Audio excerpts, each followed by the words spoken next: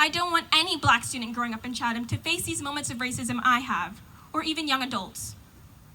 One of my close friends who is African American even left the Chatham district because of how she's being treated in this town. We can't change as a town or move forward as a person unless we recognize these acts of racism. A good amount of you have white privilege. Instead of spending time on making an Instagram story birthday post pretty, maybe try educating yourself and using your privilege for change. If you think this is about you, it probably is. Please, take it personally.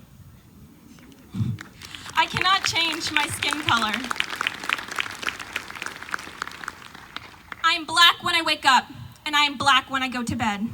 I'm a walking danger sign for some people, so this is the least you can do.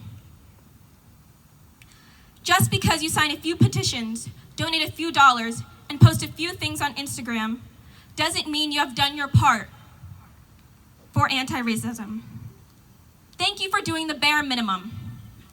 A person who is truly in solidarity for justice and equity won't pat themselves on the back because they know that as a white person, they still remain a part of the system and they still benefit from white supremacy, which means they will always have blind spots and they will continue to make mistakes. Don't get me wrong, accountability is good, but it is not the end stop. It's the pit stop before hopping back on to continue your own inner work. I encourage you all to keep working on yourselves. This is a lifelong process and will take time.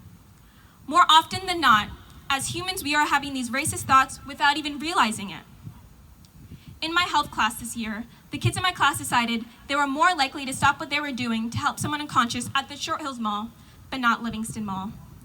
They assumed a person who is unconscious at Livingston Mall is more likely to be on drugs.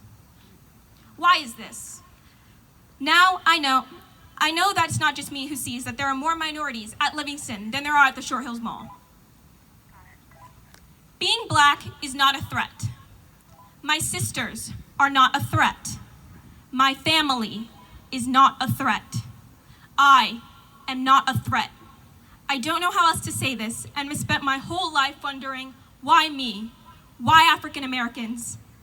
Even as a young kid, my father had given me and my sisters a talk about why getting pulled over by the police is going to be different for us, and what actions we should take when this happens.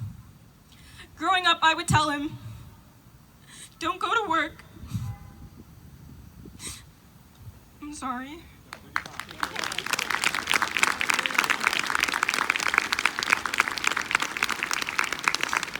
Growing up, I would tell him not to go to work and ask him if he could stay home some days, because I lived in fear that a cop would shoot my father dead in the streets and nothing would be done about it. I will no longer live in fear anymore. We have to keep fighting and being strong and proving to the world that we are Black and Black is beautiful.